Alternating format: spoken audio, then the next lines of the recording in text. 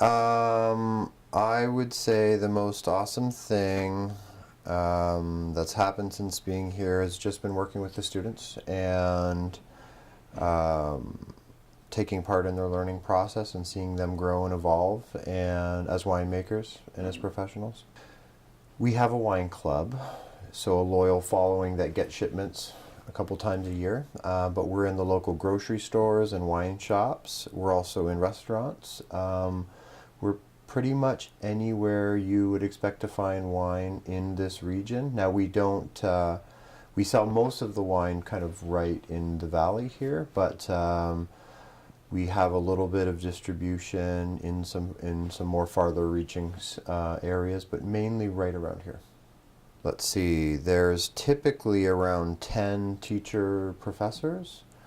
We have 3 or 4 or 5 administrative people. We have a librarian, wine library. Kevin Smith here is our marketing and sales manager, and we all teach as well. So there's all in told about 20 of us total. During harvest, it's a pretty long day. We start pretty early a lot of the time and work late when the winemaking requires it. So harvest time, we do a lot of extra work. We're here every day on the weekends, and the winemaking doesn't give us a break, but typically we just work a regular 8-hour day. The wine production class that I'm teaching right now is harvest specific, so it's just taught in the fall. In the spring I teach a class called winery management, which is once again big picture topics around winemaking and managing a winery. This is really the class where they can put all of those separate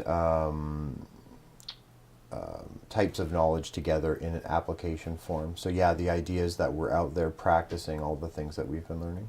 So white wines typically are sold pretty quickly. For example, our Pinot Gris or Sauvignon Blanc might be, if we were ready to sell it, we could hit the shelves with it this wintertime or early spring.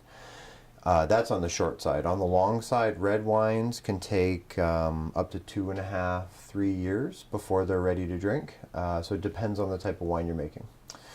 They need a lot of aging before they go to the bottle in order for them to taste at their optimum.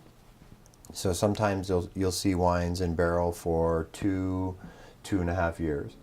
Now when we bottle the wines, they often need a little bit of a rest time from that bottling process, which is kind of hard on them. And wines will go through a period called bottle shock where they don't taste and smell as good or vibrant as they should, and it takes them a while to come back and smell good again. So yeah, sometimes that whole period on a big, long aging red wine might take up to 3 years. Well, I love agriculture and biology. I love the sciences, and winemaking really combines a lot of different sciences, from the soils and the biogeography to climate and weather. Certainly the vine biology is plant biology. The fermentation of the grapes is all yeast biology.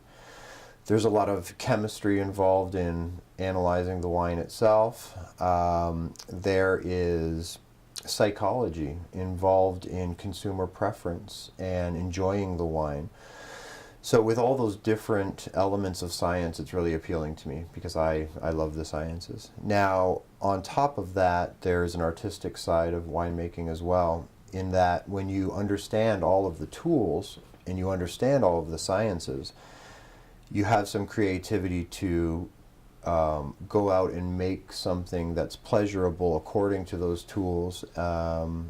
And so it's really art meets science in a way as well, and all of those different things are appealing to me.